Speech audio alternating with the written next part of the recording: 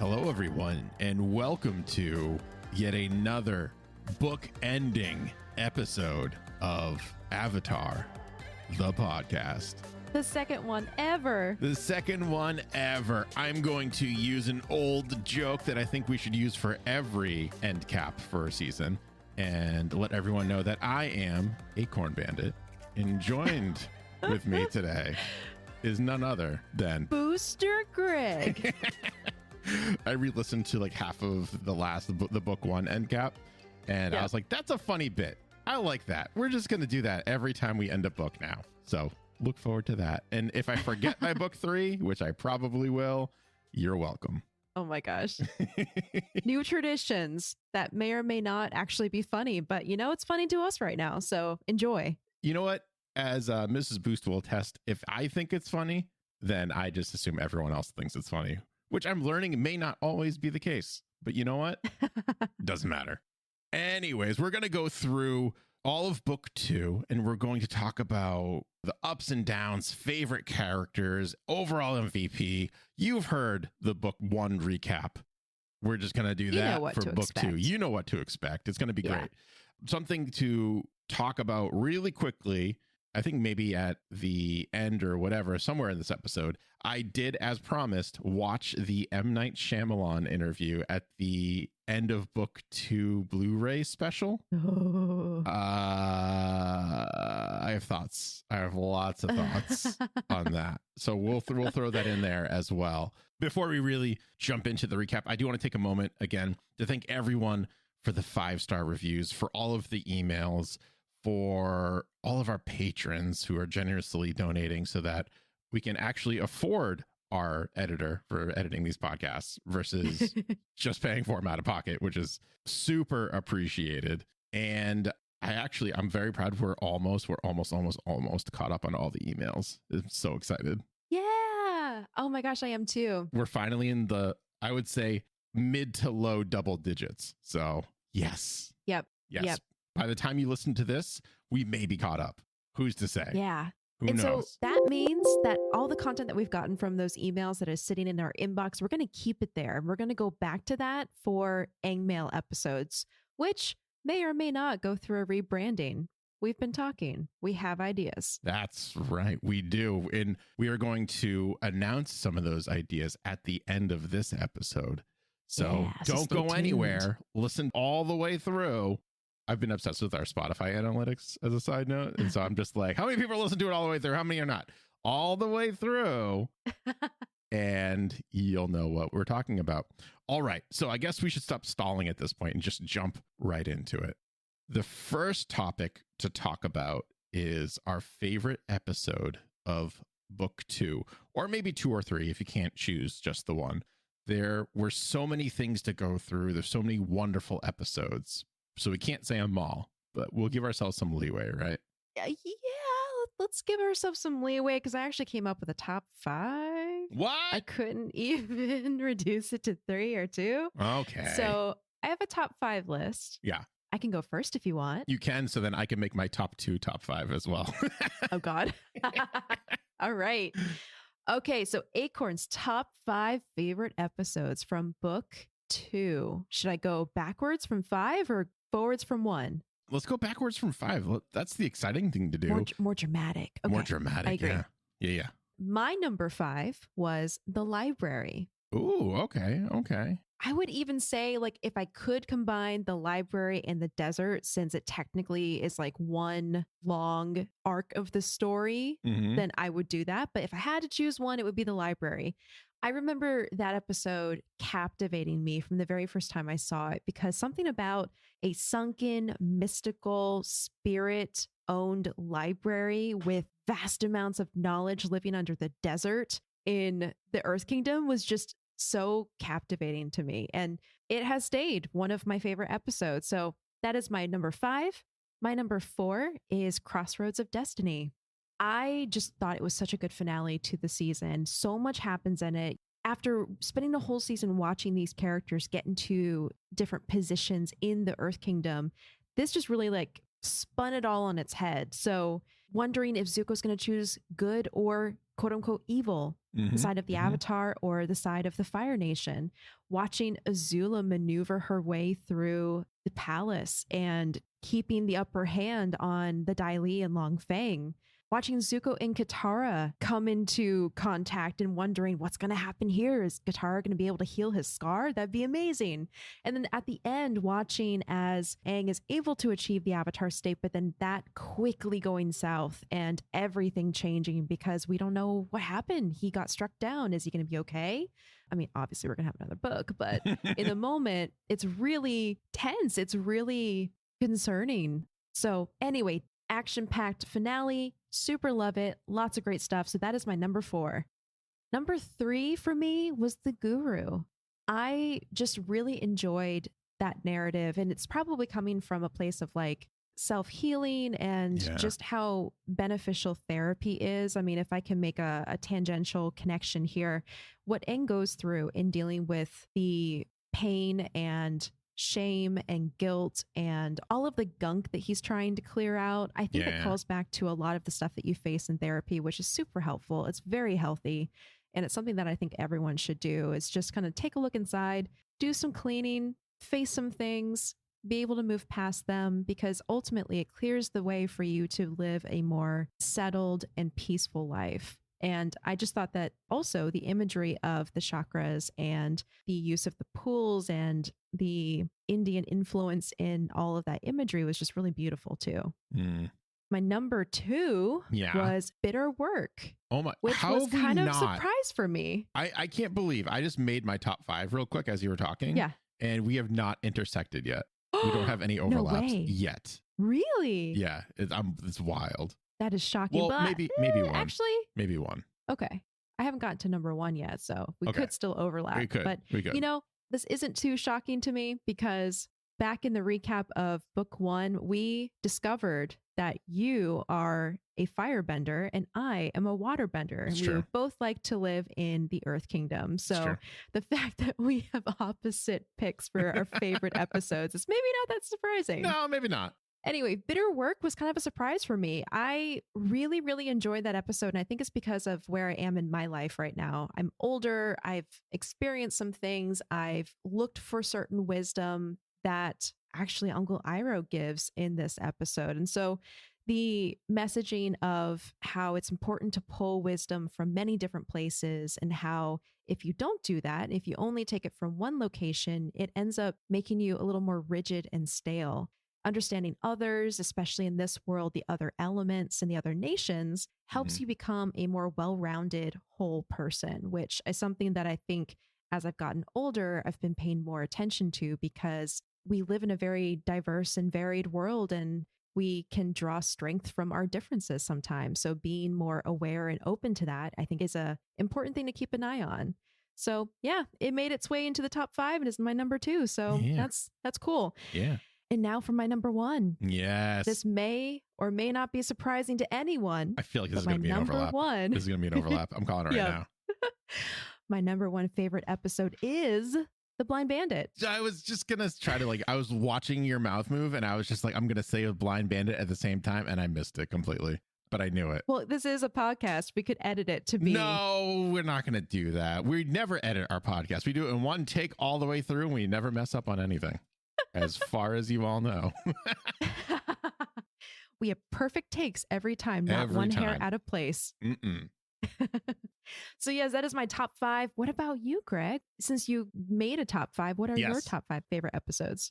Number 5, I can't remember if you said this or not because I was typing when you were talking during it, but number 5 is Zuko Alone. Oh, I didn't say that. That one really stuck out to me. It was the first time we see Zuko on his own in his life.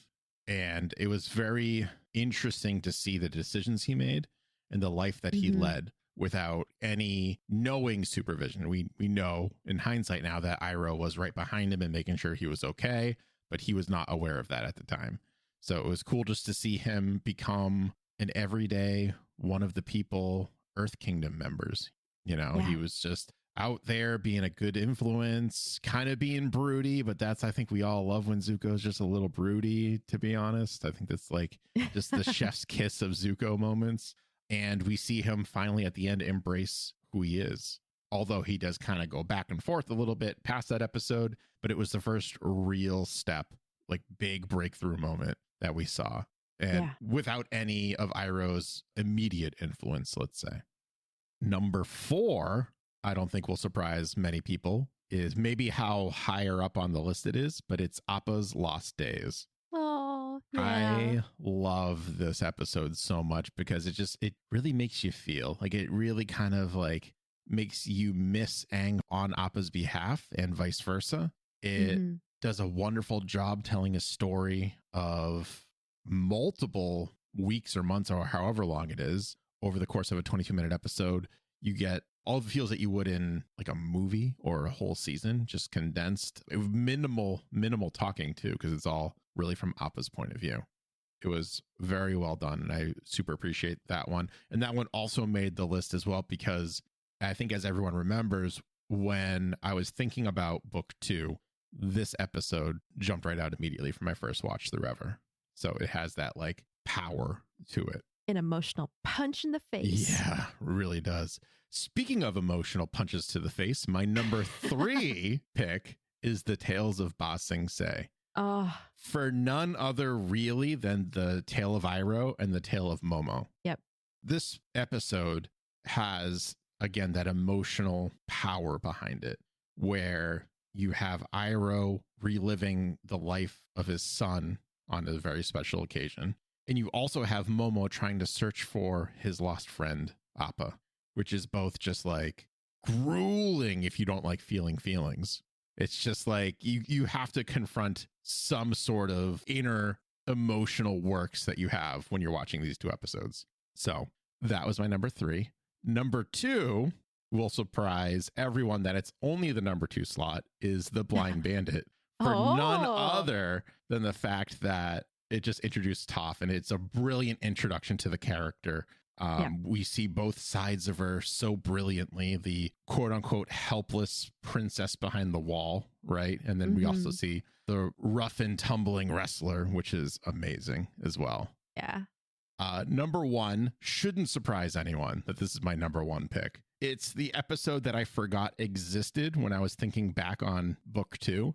But when I started watching it, I couldn't help but sing this song for months. And that's The Cave of Two Lovers. Yep. I love this. I still sing Secret Tunnel. I was singing it on stream, but I just changed the word tunnel to other things. Oh my God. Or sometimes I'll walk around the house and I'll see like Pippin's hiding in her like little house, and I'll just say like, Secret Pippin, Secret Pippin.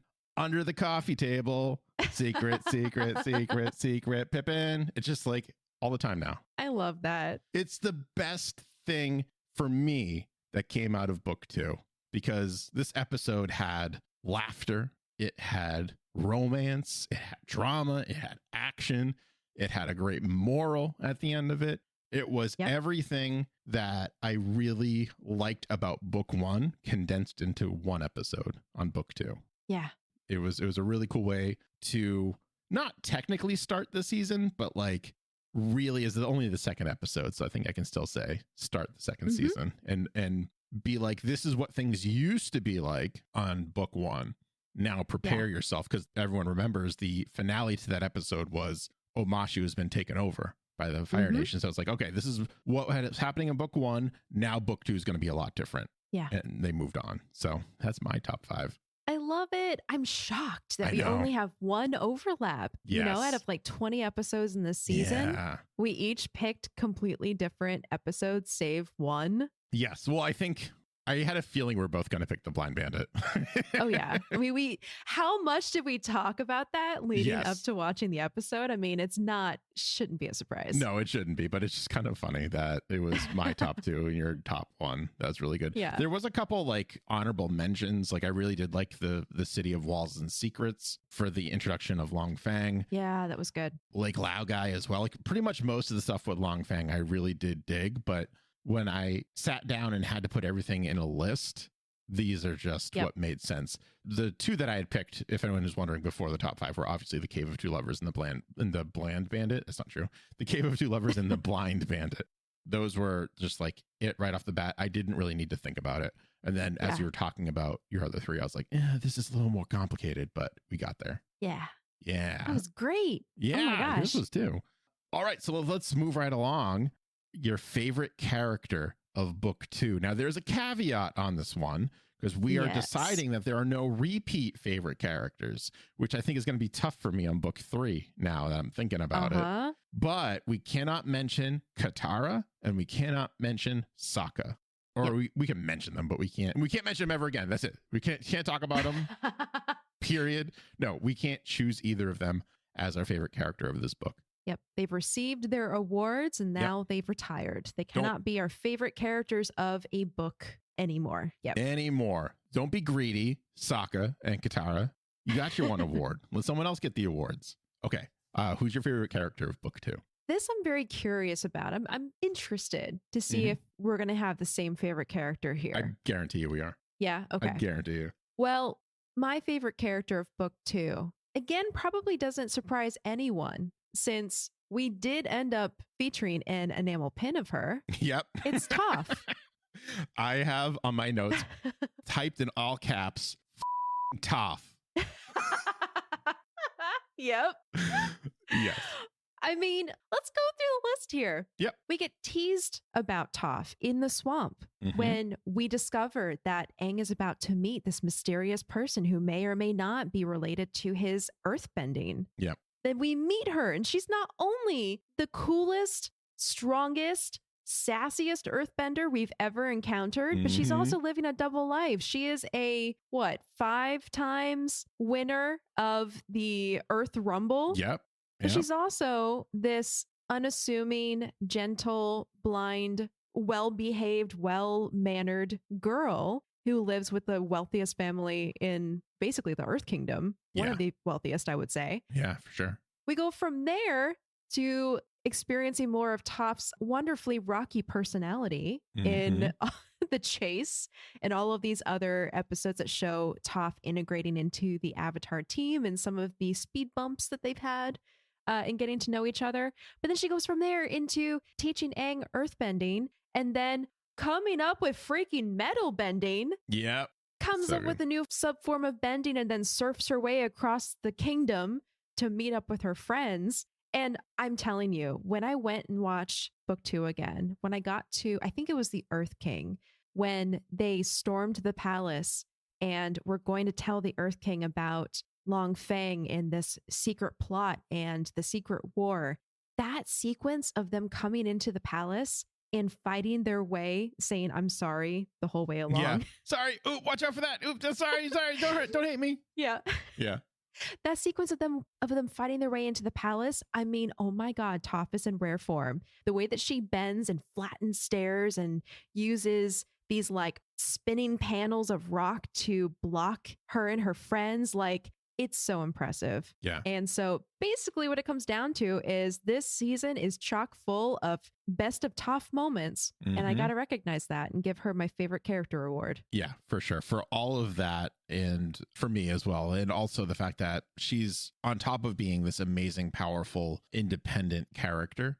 She's also very sensitive and very aware of her blindness and how other people may kind of interact with her throughout the episodes, as we saw in the Tales of Ba Sing Se, when those girls were kind of teasing her and she did kind of like retreat a little bit into herself for a moment.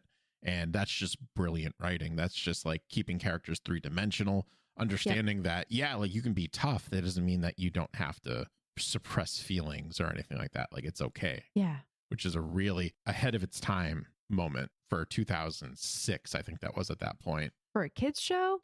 Well, even for an adult show at that point.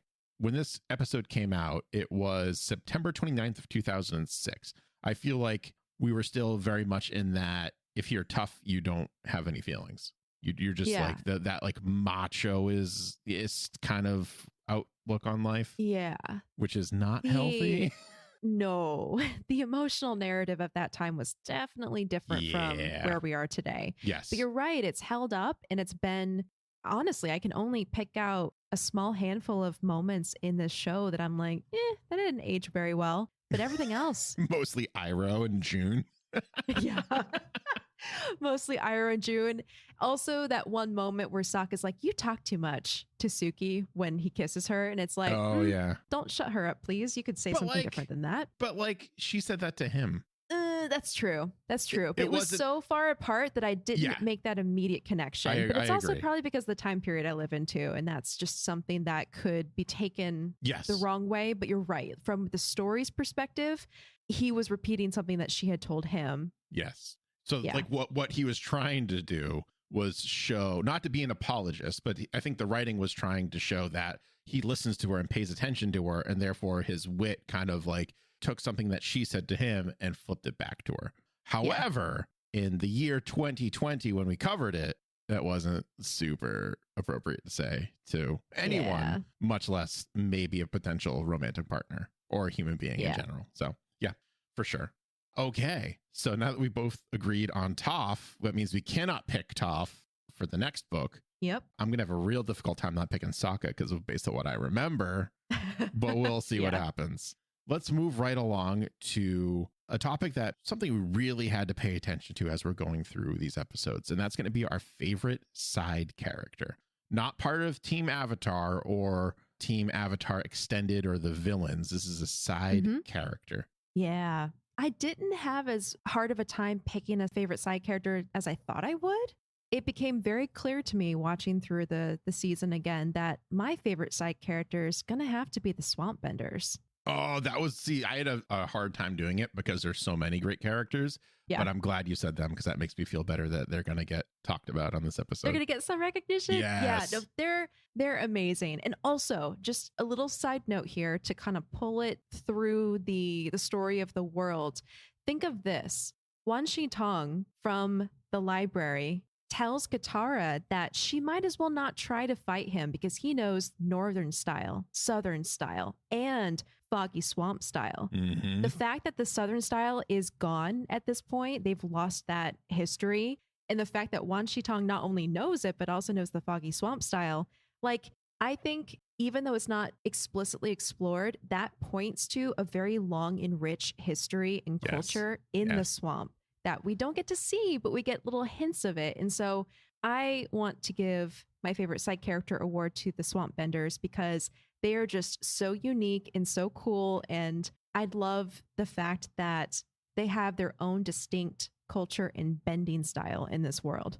Yes. And how interesting is it that the Southern Water Tribe no longer really has an identity when we're talking about water bending, and they were invaded by the Fire Nation, where you have the Swamp Benders who are embedded in the Earth Kingdom, which is pretty much taken over by the Fire Nation at this point.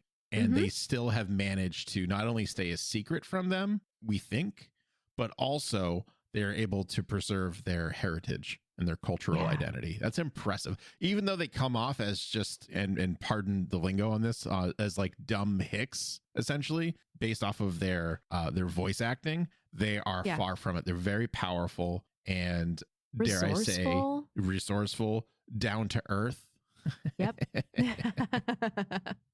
Down to earth. They're also wise. I mean, they are living in not the most hospitable of environments. You know, when you think about it, the swamps have a lot of threats in them. They've befriended cat gators. They've been able to live alongside other things that would potentially do you harm. And on top of that, have been able to tap into a very rich and important mysticism almost, in that the banyan tree that is at the heart of the swamp is connected to everything. And so they've taken that philosophy of everything is connected. We are all connected under this umbrella of humanity on this world, and kind of lived by that. And that's really noteworthy. Yeah, for sure. They also inadvertently teach us, or maybe purposefully teach us, a lesson that you shouldn't judge a book by its cover in that episode. Yes, that too. Right? Like, we see them and they have like weird names for different things, and it's not what we know, but just because it's not something we know doesn't mean that it's wrong. Yep. Which I thought was really cool. Or doesn't have value. Or doesn't have value. Yeah, exactly. My favorite side character should probably surprise no one, and it's Chong, because I just love Chong. He's so funny. He's so talented. He is wise in his what do I want to say? He's like wise in his laziness almost. Like he's just very mellow and laid back, and he's seen the world. He's pulled the lessons that he needs to out of it, and he's just living his best life at this point. He's just a good dude with a guitar and just hanging out with his buddies. Like what a Love life. it. What a life What that a guy life. that guy lives. And yeah, like he's just the second I saw him again, I was just like, I love you, man. This is perfect. This is right up. So I funny. love like stoner comedy too. So like when he showed up, I was like, this is like chef's kiss. Just brilliant. Put it in there. So good. So this next part, we want to go ahead and thank the Rob Logan again for compiling this data. We, and by we, I mean Rob, has gone through every episode and noted who we chose as our MVP per episode. So I think we should narrow it down to a top 3 or a top 4 because there is no 5. Yeah. So there's so many ties that there cannot be a top 5. One thing that became very clear in reviewing this empirical data that Rob collected for us is book 2 is very heavy on side characters. And because of that, our MVPs didn't really stay around the same group of characters. It was pretty broad. Mm-hmm. So our number 3 MVP is actually shared by like 7 people. Yes. For anyone who wants to know, number 3 for the season MVP calculation, as compiled by the Rob Logan, founder of the Geek Generation Network, is Aang, Sokka, Zuko, Longfang, Guru Patik, Boomy, Hugh, and the Earth King. That's number 3. Yeah, so congratulations, number 3 of our season MVP. There's so many of you, we could not get an award made, so you all get a 1% off coupon at the Jasmine Dragon. You're welcome. There you go. That's all we can afford. Number 2 is going to be very surprising, I think, to a lot of people, including myself, when I saw this evidence show up, this number calculation, is Toph. Oh, yeah. I am surprised because I thought for sure she would be number 1. Uh-huh. Based on how much we love her and remember her. And I think it was last episode. We were like, don't worry, like, we're sure she's going to be the MVP of all time for this season by empirical data. No, she's not. Apparently not. Apparently not. She is just number 2, which I think she would take offense to, being the 5 times reigning champion of Earth Rumble. Although maybe not, because the character that took her spot as number 1 for the book, as well as our hearts, won by twice the amount of votes, I guess, of mentions. And that's Iroh. Good old Uncle Iroh. Yep. Which in hindsight is probably not super surprising. No. But it's very interesting that if you were to ask us, as was our previous question or two ago, was our favorite character, I guess empirically our favorite character of book 2 is Iroh. Yay, Yay! Iroh! You win number 1. We don't have any coupons for you because you own the Jasmine Dragon, so good job. Good job. It's actually not very surprising when I think about it, because when you think back, Iroh imparts so much wisdom in this season, and he is very involved in the plot and the goings on of Zuko and what Zuko's doing. So he's just kind of the backbone, Papa, wise character figure in this season. And so I think that the empirical data really, really backs that up. I'm very curious to see if that trend continues in book 3. My theories as of now is Iroh's going to take more of a backseat. That's right. And other characters in the cast are going to be moving forward. And honestly, it's been a bit since I've watched through the season and seen book 3. So I remember the majority of the episodes, but as I've mentioned before, I've never really dived this deep into the episodes of Avatar before. So once we get into book 3, I am really looking forward to taking episodes that I loved and picking them apart and seeing what lies underneath. What were some of the cultural nods that they made? What were some backgrounds to the characters and their development and all the things that we've been doing on this podcast? So yeah, I think my theory is Iroh is going to start taking a back seat because we've seen so much growth and development in the characters in this book that it would only make sense for them to really step up and be doing more and making more of an impact in the story in the next one. Oh yeah, for sure. For sure. Plus he gets ripped. That's what I remember. I remember him getting ripped. That he does. Crazy. All right. next up, we have our MVPs of the season. Now, as a reminder, these are the movers and the shakers of this season. And again, another caveat on there, it cannot be Boomy or Iroh. Mm-hmm. Cannot be either of them per the pre-established rules back on the book one episode or book one recap episode. So I have a tie between two people. I'm very curious to see who you have. I have a theory that we're not going to pick the same characters. Okay. I'm going to be surprised if we do. Yeah. We'll see. Yeah. We'll see. So because the MVP of the season is, like Greg said, the mover and the shaker, the person who pushes the plot forward, the person who makes a lot of an impact on the series of events in this season, I had to go with Azula. Oh, you're right. We didn't pick the same person. Knew it. Okay. Why Azula? Oh, God. Azula, as I've said before, is in rare form right now. She has been unleashed onto the Earth Kingdom by the Fire Lord. I just love the buildup of her character and how she was first introduced as someone who was going to go clean up her brother's mess. Mm-hmm. She went out, asserted herself, started doing these things, realized she needed an elite team, gathered up May and Ty Lee, and then really kind of followed in the footsteps of her predecessors like Iroh, who lay siege on Ba Sing Se by bringing the drill into the picture and trying to basically get her way into Ba Sing Se with brute force. But then she took the Azula turn and decided to infiltrate Ba Sing Se undercover. And the fact that she and May and Ty Lee were able to get into the city as Kyoshi warriors, and then from there be able to take over the Dai Li and basically control the government of this city, which is something that no one has ever been able to do before. Yeah. On top of all of that, going in search of the Avatar and battling her brother, and the list just goes on. Azula is she's a beast in this season. And I think a lot of the things that happened wouldn't have happened if she hadn't been around doing her Azula thing. Okay. As you were talking, I got rid of my tied for because I made up my mind finally. Okay. If anyone's wondering, it was Guru Patik in there.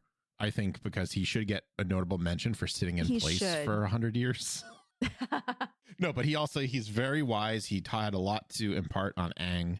He's very likable as well. And he did help Aang get to a point with his abilities as the Avatar, but he only really did show up in the past couple episodes. So he didn't really shake up too much. But you're right. He does need an honorable mention. So we'll give him a 20% off coupon?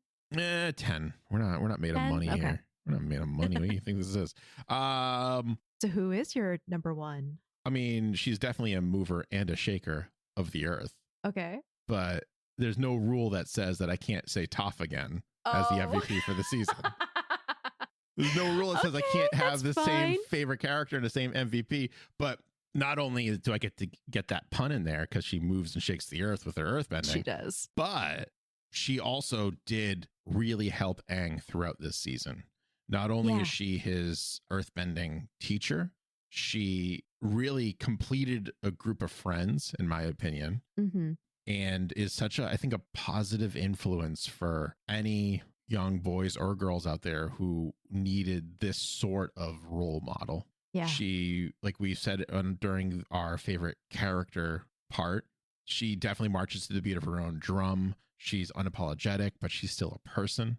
And she is tough and strong in all the ways that matter, but she's not afraid to feel her feelings or succumb to them, whether they be loneliness or sadness or anger or joy. She's very, very much able to embrace those and express them. In terms of how much she impacted the season, I feel like Team Avatar would have been dead 5 times over, at least if she wasn't there to help back him up. Yep. She helped Aang kind of get over his air nomad way of thinking so he could earthbend and also try out different fighting styles and fighting strategies and stuff like that. But yeah, I think that when you think back of all the characters that really helped move this plot along, moved everything along, it was Toph. That is totally fair. And really, when you think about it, by picking Toph and Azula, we are basically bookending this season. Those were the two probably biggest movers and shakers in this story, aside from Iroh, who maybe I would say Iroh and Guru Patik took a more internalized role as a mover and shaker, if that makes sense. They're the ones who were imparting wisdom and guidance and instruction versus Toph and Azula, who were making more of like the physical moves. Yeah, for sure. Absolutely.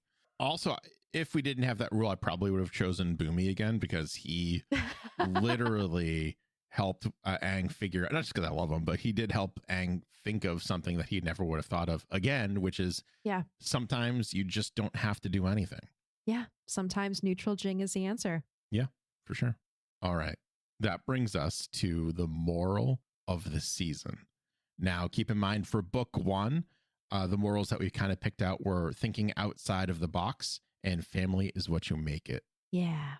I struggled with this actually, because while each of the episodes had really great morals for them, I didn't see as much of an overarching moral for book 2 as I did for book 1. So I would be curious to hear yours first, Greg. Yeah, for sure. After kind of rewatching the first half of book 2 and really reflecting on the whole book 2, I realized that for me, the moral of the season is that it's just as important to stop every once in a while as it is to keep on moving. Ooh, that's a good one. And that kind of leads into what we're talking about, what I was talking about with Boomy just a moment ago. We've learned in Return to Amashu that about neutral Jing.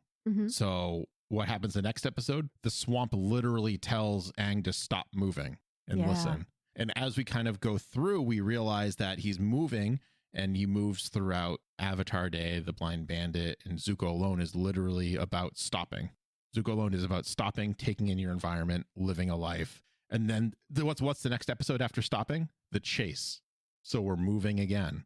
And bitter work, we're learning. We're stopping, we're learning though. We're moving, I guess, mentally. So it's all about stopping and going, stopping and going. It's about taking a break every once in a while, enjoying yourself, but don't forget to keep on going. Yeah, I really do love that. And actually, it did trigger the final piece that I needed to come up with an overarching theme, because really in a complementary way, I would say it's maybe a little cheesy just because we have this saying in our world, but it's about the journey, not the destination. Yeah. Because when I think back, so much of this book is about where they're going and the journey of going than it is in getting there. A lot of what they're focusing on, like really we see it in the characterization. Sokka's like, Ba Sing Se, come on, let's go. We got to get to Ba Sing Se. And they're like, hang on, Sokka, let's take some mini vacations first. Let's go visit this oasis in the middle of the desert. Let's go see this library. And even like going into Ba Sing Se, they had to enjoy their time there however much they could, because it is a city of wall and secrets. But they were still forced to somewhat enjoy their time there by going and exploring the city, by going to the spa with Katara and Toph, by experiencing the sights and sounds as they waited for their, I guess, paperwork to get filed with the palace in order to be able to see the Earth King. And eventually they made it happen, and they took matters into their own hands and decided to infiltrate the party. But, you know, so much of the season is the time they spend together on the road, seeing things and making memories, because even Aang acknowledges the fact that he's learning the elements as fast as he can. So if he's working hard every day with Toph and Katara, why can't they enjoy themselves a little bit? Right. And I think that's a great philosophy to live by too. Yeah, I agree. Absolutely. I even forgot about the mini vacations for some reason, but yeah, it's almost as if when you take a break, your next destination is revealed to you through that break, which is very interesting. But yeah, that was something that just came to me as I was actually watching my favorite episode of the season, The Cave of Two Lovers, where at the end, Chong kind of says something to that similar regard, where it's just like, it's what you said. It's not the journey, or it's not the destination. It's the journey. Like, keep in mind all of these lessons that you learned with the nomads and move on. All right. So that brings us to what we're looking forward to the most in book 3. Everything. All right. I'm so excited for book 3. Yes, me too, because I don't remember much of anything from book 3. So here's what I remember off of the top of my head for book 3. Aang grows hair, which looks weird to me. The Painted Lady episode, which I remember loving. Sokka's Master, which I do remember loving as well. And I remember the recap, the Aang's journey recap episode, the Ember Island players. That's what I remember. Yeah. I'm most looking forward to Sokka's journey throughout this because I remember a lot of big things happened with him. I don't want to spoil it just in case anyone's watching for the first time, but I'm very excited to see Sokka's growth in book 3. Absolutely. Sokka does grow. And I think that's really what I'm looking forward to is the fact that these characters have been growing so much up until this point, but they're getting to the point where they are really at the top of their game. Like Katara, for instance, we talked about this a lot, and I've especially pointed it out a lot. The fact that she's such a self-starter and she is learning water bending because she's so passionate about it and she wants to get good.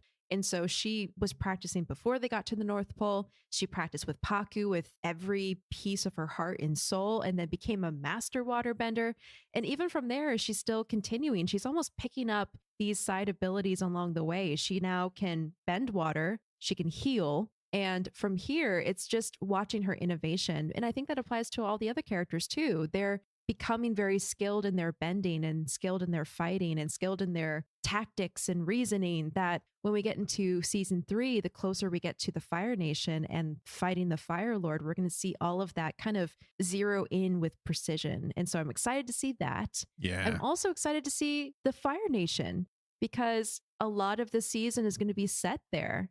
So we get to learn more about the culture, about the people. And those episodes you pointed out, yes, I am also very excited about that. The Painted Lady is one of my favorites. The beach I really enjoyed. Oh, the Puppet Master.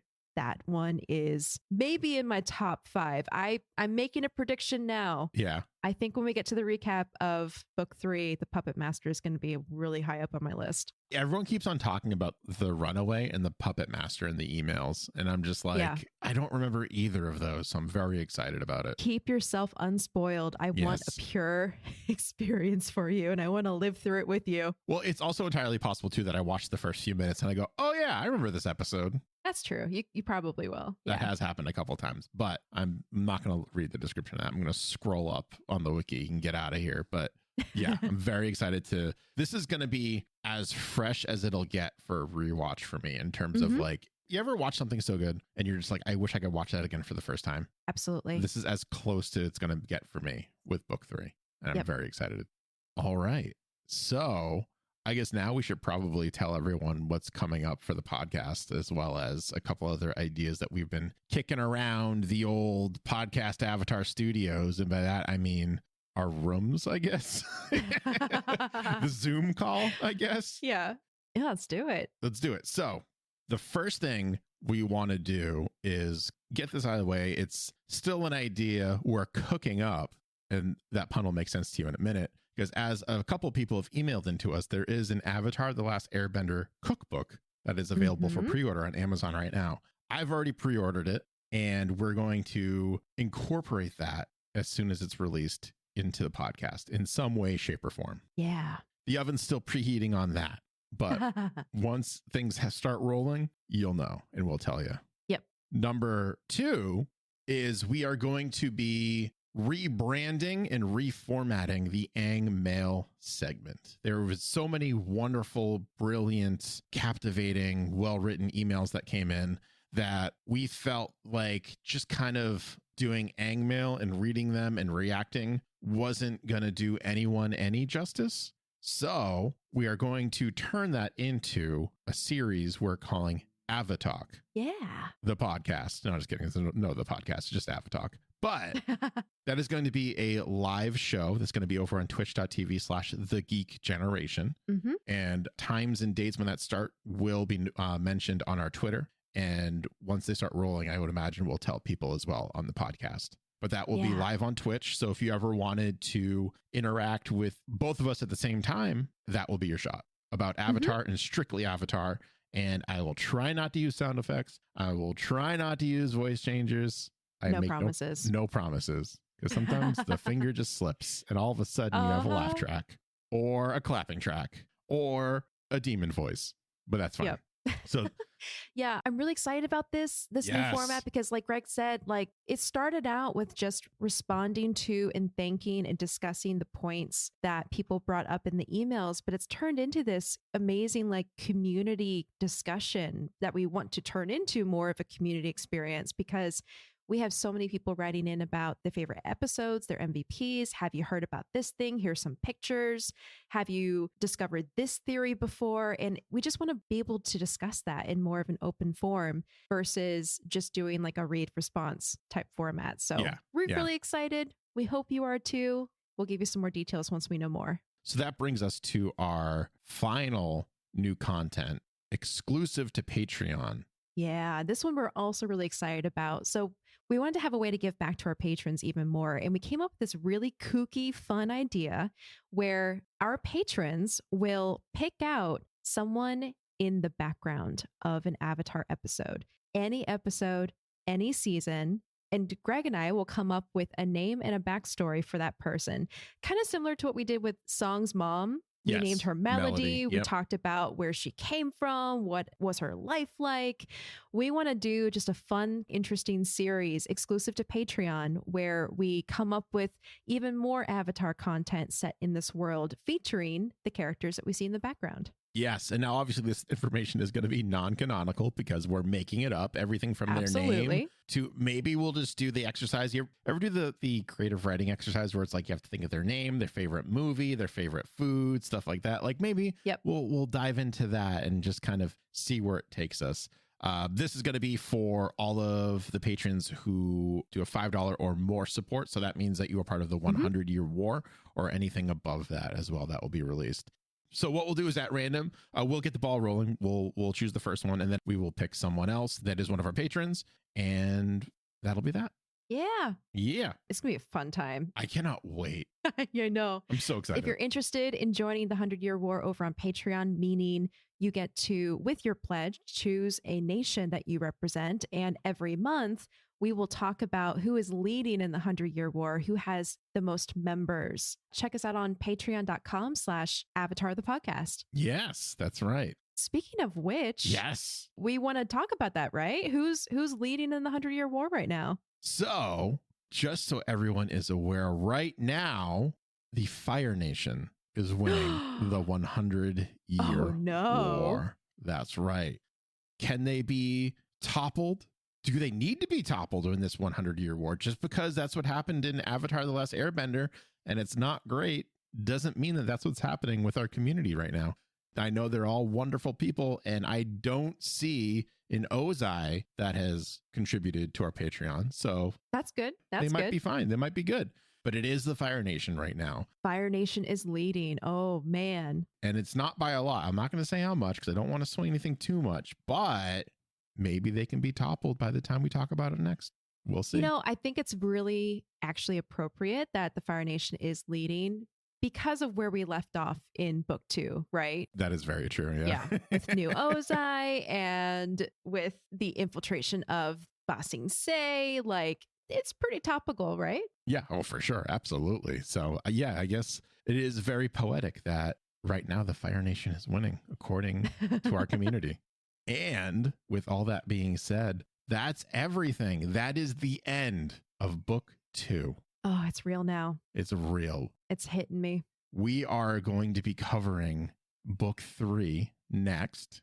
And after that, just so everyone remembers, we are going to be diving into the books and the graphic novels and whatever else that we can find before moving on to Korra. Mm-hmm. So something just for everyone to look forward to. Yeah. And going off of our recent news from Nickelodeon, after Korra, we are also going to be covering anything else that comes out of Avatar Studios. That's right. As well as the live action Netflix, if that even happens anymore. We don't know. Uh-huh. But we'll be covering it. If we covered The Last Airbender, you can bet we're going to be covering anything else that comes out. Absolutely. Speaking of covering The Last Airbender, I almost forgot that I want to talk about the M. Night Shyamalan interview. Tell us about it, Greg. It was make us cringe. So bad. It was so cringe. It was like, you could tell it was made for Nickelodeon because they had this weird, they were sitting. So it was M. Night Shyamalan, Mike and Brian, or as I like to call them, Break. It was the three of them, right?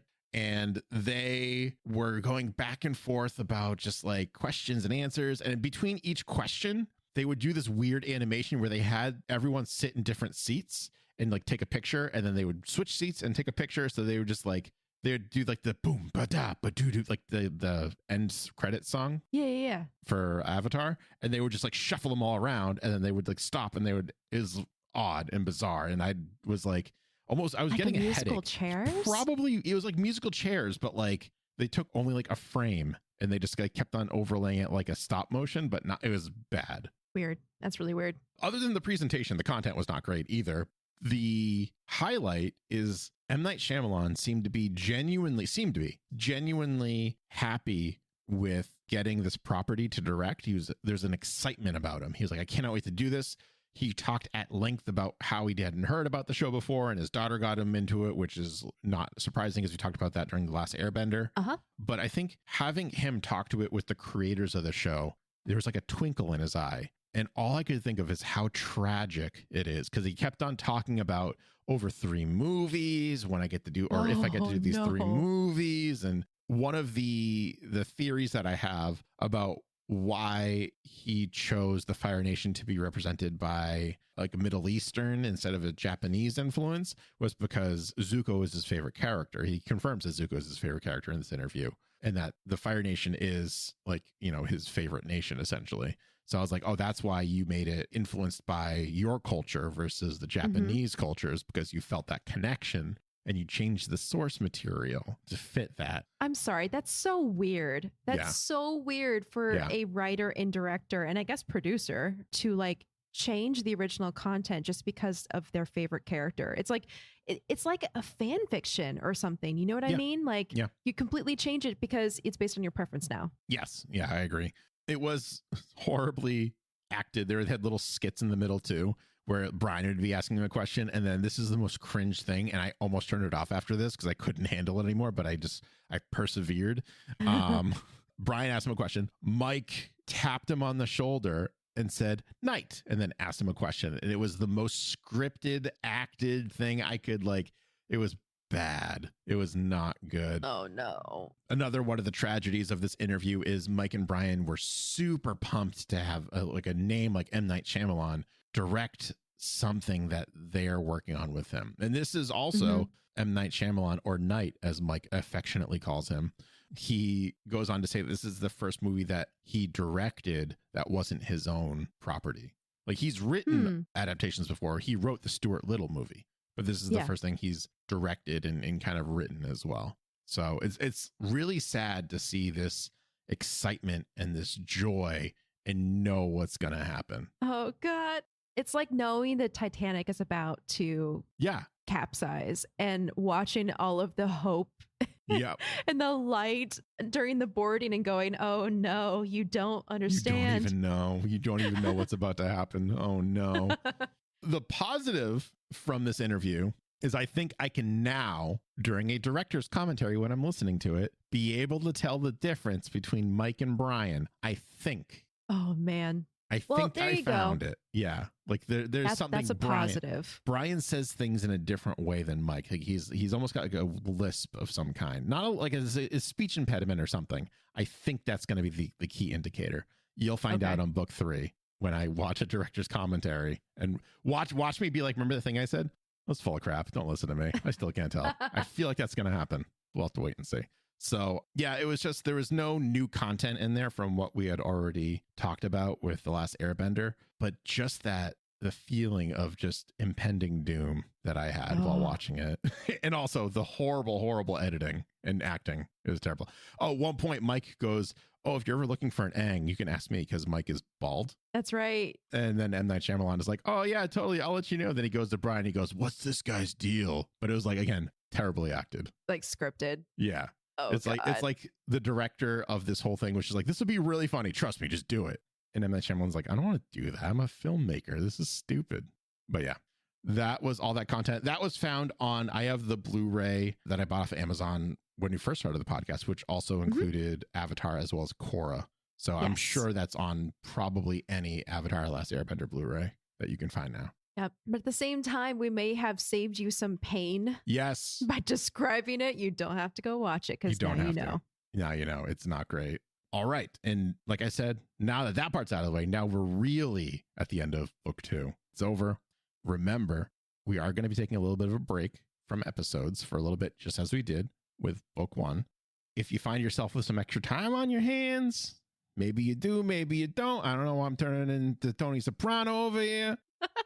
But if you do, go over to twitch.tv/BoosterGreg. And I don't talk like this at all ever again in my life. Or maybe I will. Maybe I will. You're actually pretty good at it. Maybe I do, maybe I don't. Anyways, I'm over there Monday, Friday evenings at 8 p.m. Eastern Standard Time. Right now, we are doing a watch party over at the Geek Generation's Twitch, so twitch.tv/the Geek Generation, for the cartoon Invincible, which is a superhero, more mature animated series, and it's very good. They do share some of the voice actors from Avatar, so that's really cool. Like Gray Griffin does a couple voices in there. It's a good time. So I do recommend checking that out as well. And that's on Friday nights at 7 p.m. for the next couple weeks. Yeah, awesome.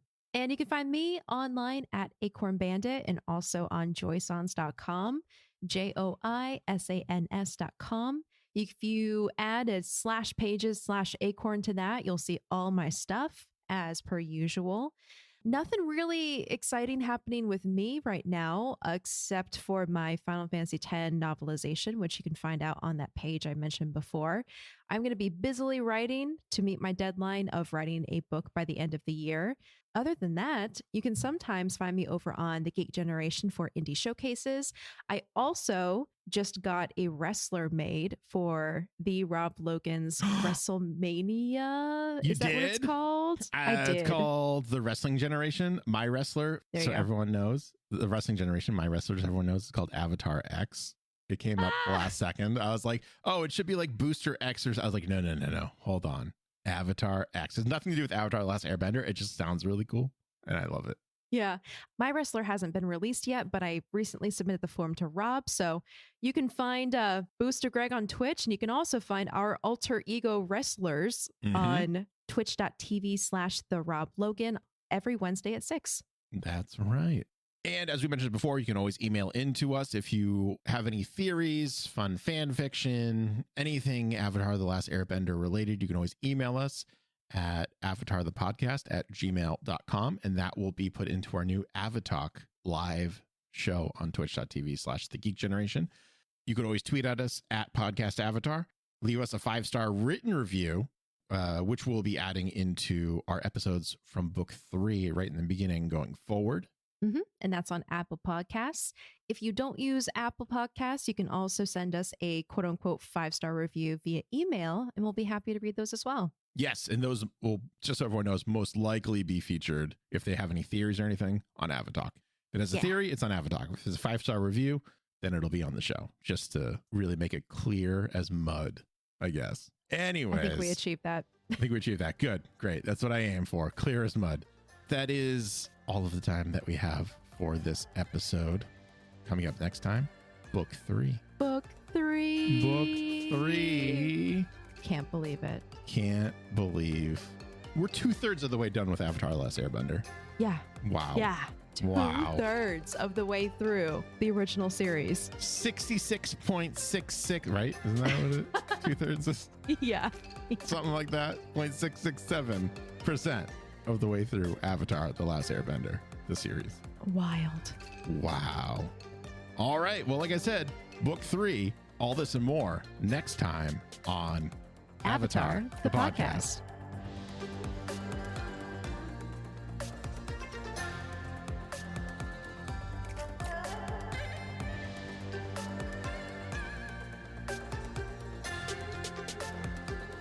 Avatar the podcast is a proud part of the Geek Generation Network.